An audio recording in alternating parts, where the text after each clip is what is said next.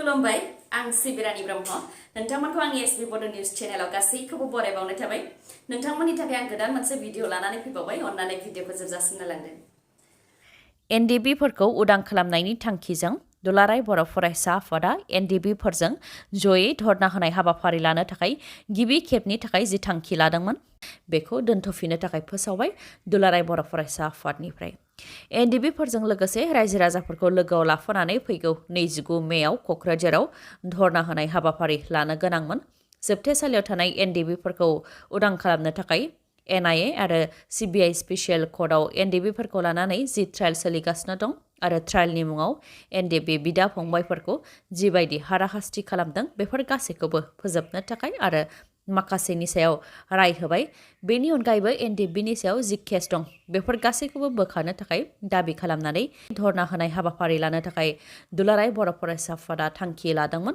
जायखौ रायजो राजाफ्राबो गोसो खुसियै बरायदोंमोन नाथाय बेखौ दा दोनथ'फिननाय जाबाय होननानै फोरमायथिदों लोगोसे फोरमायथिबावदों दि दिनै भारत सरकार आसाम सरकार बिटिआर सरकार सागानगिरि आफाद UBPO आरो एबसुआ जइन्ट मनिटरिं कमिटि मेल खुंगोन बे मेलखौ मान होनानैनो 29 मेआव लानाय बे धरना होनाय हाबाफारिखौ दोनथ'नाय जादों आरो बे मेलनि गेजेरजों माखासे राहा मोननो हागोनखौ आसा खालामो होननानै दुलाराय बर' फरायसा आफादनिफ्राय फोरमायथिदों आरो उननि समाव जुदि गोनां जायोबा गोदान अक्ट' फोसावफिननानै धरना होनाय हाबाफारिखौ लाफिनगोन होननानैबो बुंथिदों प्राइभेट कम्पानि एबा माइक्र' फाइनान्स कम्पानि नङाबा गोबां सुद मोनगोननि आसायै सोरबा सुबुंनाव नोंथाङा रां दोनो नामा जुदि रां दोनो रां दोननायनि सिगां आगोल उन साननाया जोबोद गोनांथि गोबां सुद मोनगोननि मिजिं लानानै गाव गावनि थै गोलोमदैजों आरजिनाय रांखौ सोरबा सुबुंखौ फोथायनानै गथायनानै होयोबा बेनो नोंथांनि देरसिन गोरोन्थिबो जानो हागौ मानोना माखासे प्राइभेट कम्पानिफोराव रां दोननानै थगायजानाय आरो सोरबा सुबुङा गोबां सुद होनायनि मुङाव गोबां सुबुंफोरनिफ्राय रां लानायनि उनाव थगायलांनाय जाथायफोरा गोदान नङा गसाइगाव सराइबिलावबो बेबायदि जाथायखौ लानानैनो दुंहाव थासारि मोननो गोनां रोजा रोजा रां थगायजानायखौ लानानै दुंहाव थासारि रायजो राजाफ्रा सराइबिल थानाखौ बेंखनहैदों दा आसाम बाहुमुखि समबाय समिति लिमिटेड कम्पानियाव रां दोननानै रां मोननोसै समावसो अफिसा बन्द जानानै रां मोनिखौ लानानै खुद्रिदों रायजो राजाफ्रा आरो न्याय नांगौनि थाखाय गोबां रायजो राजाफोरा थुबुर जादों रायजो राजाफ्रा फोरमायथिनाय बायदिब्ला बिथांमोनहा कन्डिशन नार्जारि जाय दा आसाम बाहुमुखि समबाय समिति लिमिटेडनि एजेन्ट बिथांनि गेजेरजों रां जमा दोनोमोन नाथाय रां मोननोसै समावसो अफिसा बन्द जादों होननानै फोरमायथिदों बेनि अनगायैबो एजेन्ट कन्डिशन नार्जारिनि सायावबो खौथि खौथि रां जानायनि अजद होदों रायजो राजाफ्रा बेनि अनगायैबो एजेन्ट कन्डिशन नार्जारिया सराइबिलनि आइसिनोबो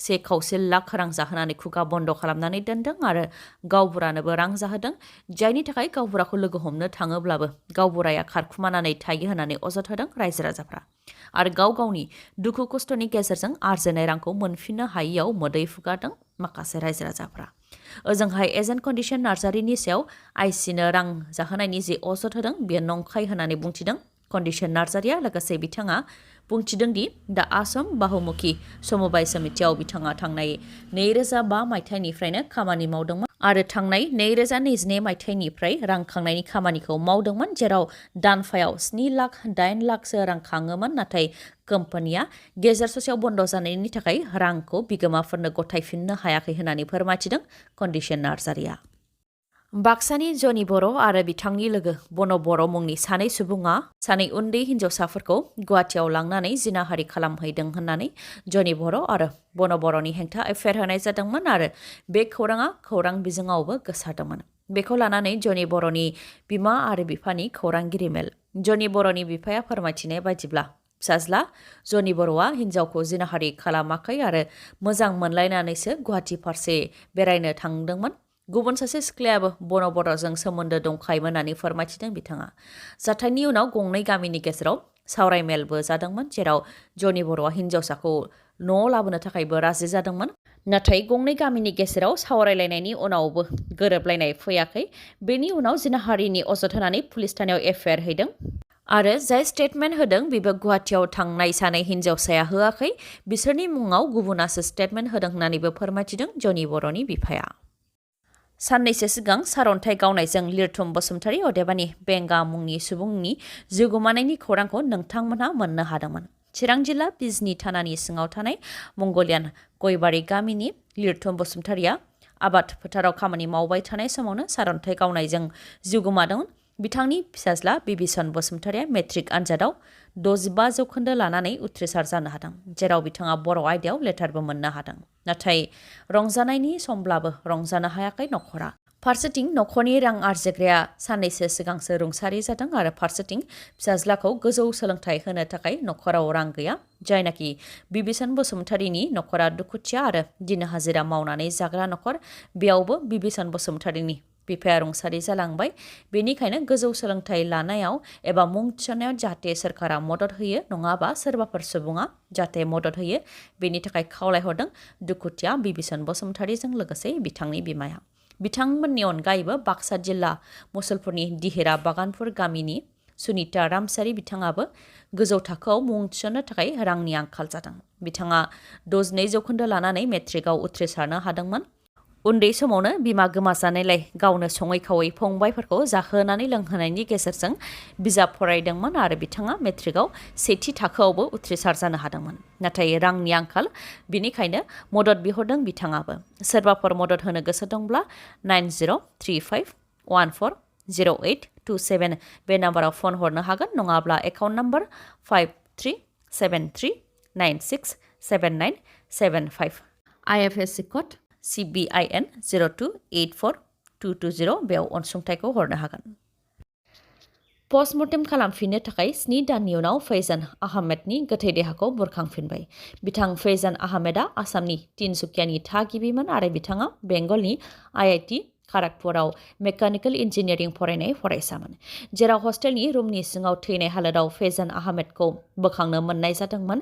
बेनि उनाव बे थैनाया सुइसाइड, अदेबानि गावखौ बुथारनानै लानाय होननानै हस्टेलनि एडमिनिस्ट्रेशना फोसावदोंमोन। नाथाय बे थैनाया सुइसाइड होननानै नखरनि सुबुंफोरा गनायनानै लायाखैमोन आरो फिन नैथि खेबनि थाखाय पस्टमर्टेम खालामनो थाखाय कलकाता हाइकर्टआव पेटिशन फाइल खालामदोंमोन। बेनि उनाव कलकाता हाइकर्टआ बिथोन होनाय लेखायै नैथि पस्टमर्टेम खालामनो थाखाय 7 दाननि उनाव फैजान आहमेदनि गोथै देहाखौ बेंगल पुलिसआ आसामाव फैनानै मैया जावखांफैफिनबाय आरो बेखौ दिनै बेंगल फारसे लानानै फैगोन आरो कलकातानि मेडिकेल कलेज एन्ड हस्पिटालाव पस्टमर्टेम खालामगोन।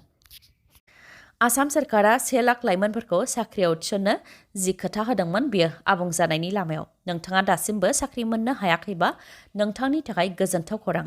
फैगौ जुलाइ दानाव 22,776 पस्टनि थाखाय फोसावथाय होनो थांखि लादों आसाम सरकारा।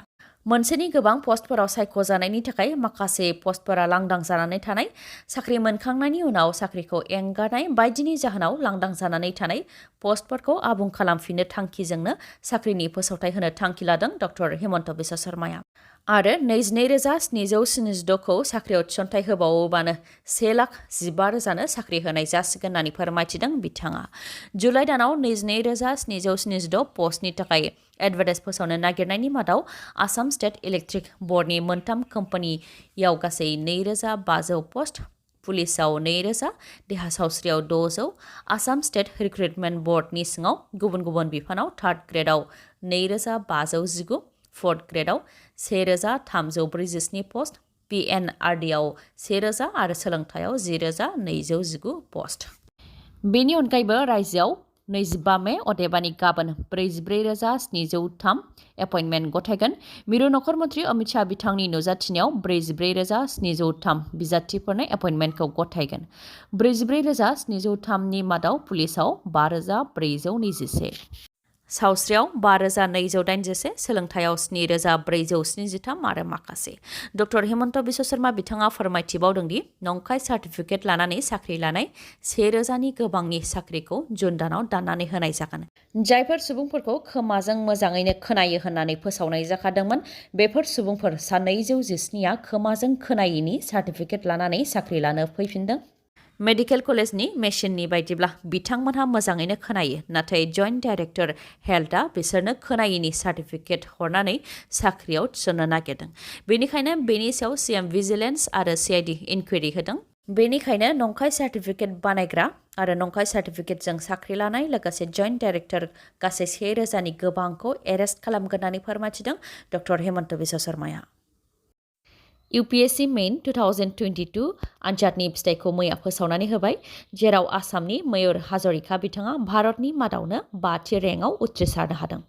बिथाङा तेजपुरनि थागिबि आरो बिथाङा नगावनि सोरखारि देहा फाहामसालियाव डक्टर महरै खामानि मावगासिनो दङ।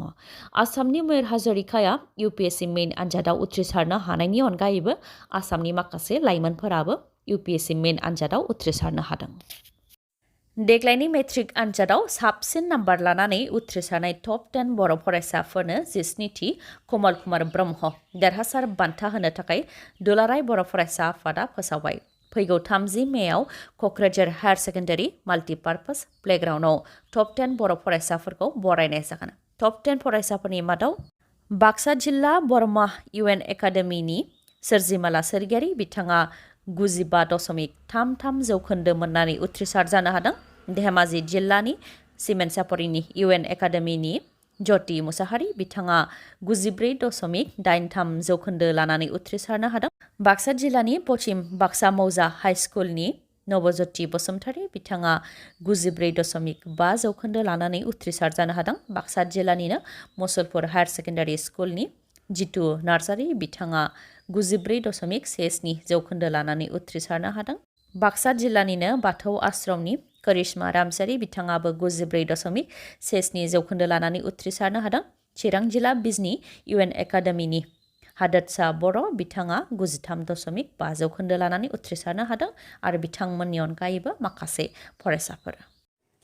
दिनैनि भिडिअआ एसेनोसै। गाबोन आरो गोदान भिडिअजों लोगो मोनफिनबावगोन। नोंथाङा दासिमबो आंनि चेनेलखौ साबस्क्राइब खालामाखैबा अन्नानै साबस्क्राइब खालामदो, लोगोसे लाइक, कमेन्ट आरो शेयार खालामनो दाबाव। गोजोन्थों।